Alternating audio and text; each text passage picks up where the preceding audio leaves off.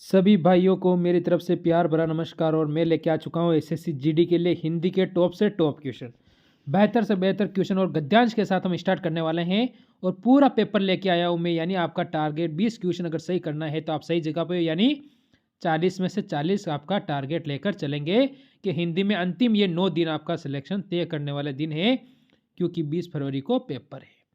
मेरे मित्र, पहला क्वेश्चन जो अच्छा आया है गद्यांश से संबंधित क्वेश्चन है, और 5 क्वेश्चन आपको गद्यांश के मैं करवाऊंगा। देखते हैं कि आपके कितना स्कोर रहता है, लास्ट में कमेंट करना। देखो, गद्यांश को पहले हम पढ़ेंगे। भाग्य परिवर्तन के लिए क्या जरूरी है? परिश्रम जरूरी है, आलस जरूरी है, नींद जरूरी है, खाना। तो देखो, ये भी नहीं होता है, नींद भी नहीं होता है और आलस भी नहीं होता है। तो भाग्य परिवर्तन के लिए परिश्रम जरूरी होता है। एकमात्र सहारा है केवल इच्छाओं द्वारा, ठीक है, किसके द्वारा? इच्छा द्वारा वांछित फल की क्या कर सकते हैं हम, वो अगले क्वेश्चन पे देखेंगे, ये कहेगा। चलो, ये क्वेश्चन आपके सामने आ चुका है। 2 नंबर वाला क्या कह रहा है, देखिए। फल की क्या करने हमें ये बताना है। प्राप्ति, देखो, लेख, प्राप्ति, मौका या गति। तो आप क्या करोगे? फल को प्राप्ति, तो प्राप्ति का मतलब ऑप्शन नंबर बी होता है। तो हम यहां पर क्या करेंगे? प्राप्ति, ठीक है। प्राप्ति असंभव है, ठीक है, यदि व्यक्ति दिन में सपने देखता है रहे और समुद्र के किनारे क्या करे? समुद्र के किनारे, जल्दी बता दो। जैसे कि पैर पर पैर, ठीक है, हाथ पर हाथ। तो आप कह दोगे कि हाथ पर हाथ धर कर बैठा रहे, कुछ करे नहीं, सिर्फ हाथ पे हाथ धर के बैठा रहे, ठीक है, हाथ पर हाथ, ठीक है, धर कर क्या करेगा? बैठा रहता है, तो कोई लाभ न होता है। परिश्रमी व्यक्ति ही गोता लगाकर अतुल्य संपत्ति पा सकता है। परिश्रम ही क्या करता है, ये आपको बताना है। तो यहाँ से क्वेश्चन हम चलेंगे 4 पर। परिश्रम ही क्या होता है? विफलता, क्या विफलता होता है? नहीं, सभी कहेंगे सफलता होता है। परिश्रम ही क्या है? सफलता। तो आप यहाँ पर लिख दो सफलता। परिश्रम ही सफलता की कुंजी है। यह मनुष्य को स्वावलंबी क्या करता है, आगे देखेंगे। तो क्वेश्चन नंबर 5 क्या कहता है, देखो। स्वावलंबी क्या बताओ? आलसी बनाती हैं, ठीक है। स्वावलंबी क्या बनाती है? मनुष्य को आलसी बना देती है, ठीक है। पूरा गद्यांश आपका क्लियर हो चुका है, यानी आपने यहाँ से 10 नंबर क्लियर किए अगर गद्यांश आपने पूरा क्लियर कर लिया है तो। मेरी बात समझने की कोशिश करें, फिर हम आएंगे अगला क्वेश्चन। क्वेश्चन नंबर 6 पे देखो। सजावट शब्द में सही प्रत्यय हैं। सजावट में सही प्रत्यय क्या है? सजावट, यानी सजावट यानी आवट, इसमें प्रत्यय क्या हो जाएगा? सजावट में आवट प्रत्यय होगा। अगर आवट प्रत्यय है तो आप ऑप्शन नंबर ए पे जाओगे, जो बिल्कुल सही हो जाएगा। मेरे मित्र, जैसे सज प्लस आवट, तो यहां से आवट प्रत्यय है और सच क्या है? उपसर्ग है। क्या है? उपसर्ग, और प्रत्यय क्या है? आवट हो जाएगा। आगे चलो। प्रत्यक्ष शब्द में सही उपसर्ग का चयन कीजिए। देखो, इसमें सही उपसर्ग क्या होगा?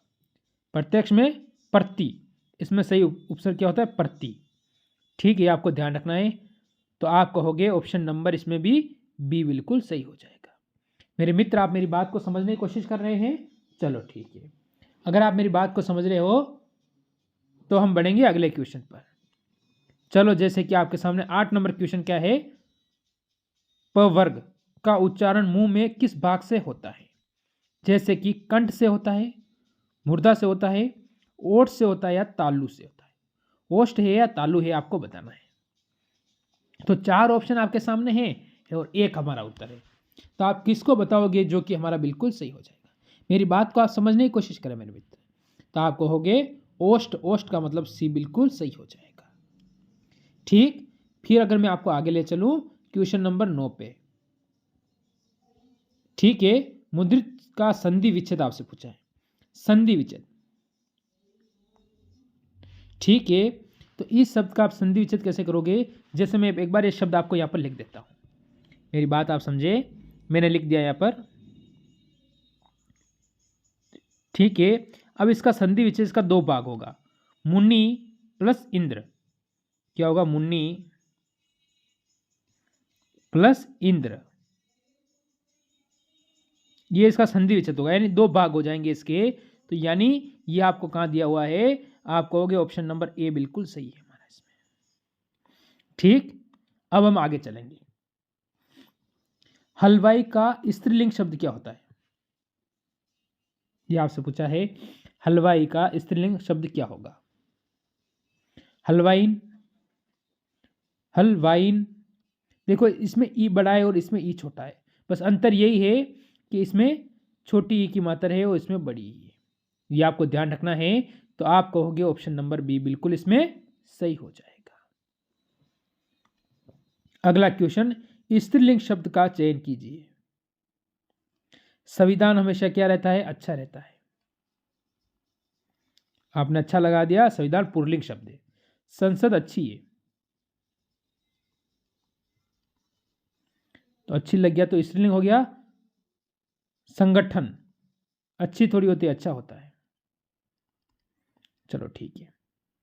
सिंदूर अच्छा होता है, अच्छी नहीं होता है, तो अच्छा लग गया। तो ये तीनों शब्द क्या है? पुल्लिंग हो जाएंगे। और ये सिर्फ संसद है, ये शब्द क्या है? स्त्रीलिंग है मेरे मित्र। हम आगे बढ़ेंगे। इसका उत्तर दो आपके सामने। क्वेश्चन नंबर 12 का उत्तर क्या होगा?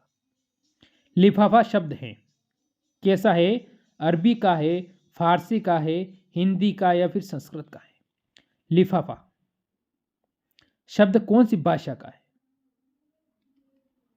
इसमें भाषा आपको बतानी है, तो आप कहोगे कि ये अरबी का है, तो अरबी यानी ऑप्शन नंबर ए बिल्कुल सही है। चलो अगले क्वेश्चन पे चलो, 13 पर। सम प्लस सार शब्द का संधि निर्देश क्या होगा? कीजिए। तो हम इसका कैसे क्या होगा? जैसे हम कह सकते हैं, इसमें हमारा उत्तर क्या होगा? व्यंजन संधि, स्वर संधि, विसर्ग, दीर्घ। तो इसमें आप ऑप्शन नंबर बी पे चले जाओगे, आपका बिल्कुल सही हो जाएगा। चलो 14 नंबर क्वेश्चन का उत्तर दो। गुल्लर का फूल होना मुहावरे का सही अर्थ क्या है? तो आप कह सकते हो खूब लाभ होना, अधिक प्यारा होना, भाग जाना या लापता होना। तो गुल्लर का फूल होना, इसका मतलब आपका जो उत्तर होगा मेरे मित्र, यहां से क्या हो जाएगा? बढ़िया क्वेश्चन है। आप कहोगे ऑप्शन नंबर डी, क्या पता होना? लापता होना। मेरी बात को समझने की कोशिश करें आप। फिर अगले क्वेश्चन का उत्तर दो। आलोक का विलोम निम्नलिखित में से कौन सा है? आलोक का विलोम, ये आपको बताना है। आलोक का क्या होगा? अनुलोम हो सकता है या फिर अंधकार हो सकता है। तो फिर इसका अंधकार होगा, तो आलोक का मतलब तो उजाला होगा।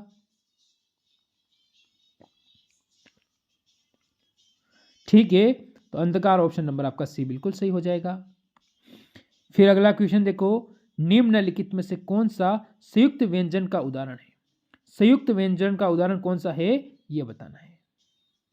ठीक है, क्षत्रियोत्र। तो आप यहां से कहोगे ऑप्शन नंबर डी आपका इसमें बिल्कुल सही है। चलो हम आगे चलेंगे। सही वर्णी वाले शब्द का चयन कीजिए। ऐतिहासिक कैसे लिखते हैं?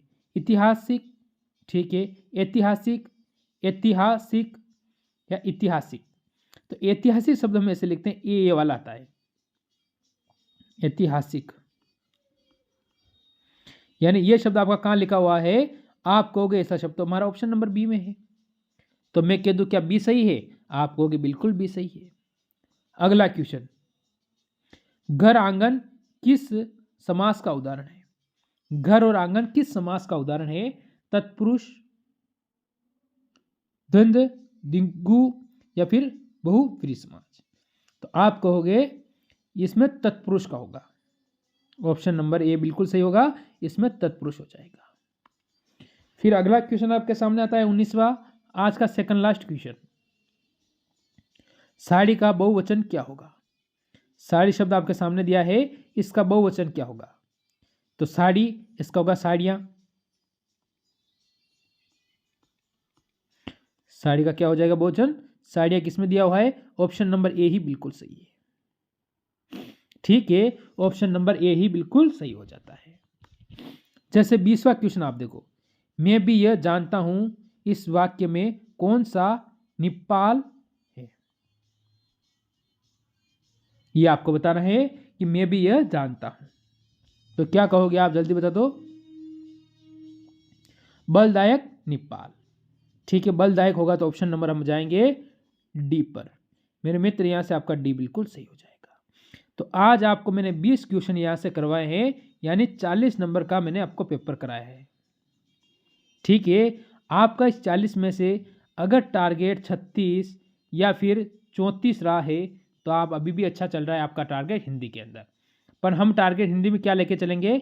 40 में से 40, यानी हिंदी में जो टारगेट है हमारा 40 में 40। इसके बाद रीजनिंग की क्लास आती है आपके, इसके बाद मैथ की क्लास आती है, जीके की क्लास आती है और हिंदी की क्लास, यानी चारों क्लासें आपकी आ रही है। तो चारों लेना आपके लिए ज़रूरी है, क्योंकि सिलेक्शन वाले क्वेश्चन मैं आपके लिए लेकर आता हूँ। तो मेरी बात को आप समझे होंगे। मेरी तरफ से जय हिंद, जय भारत।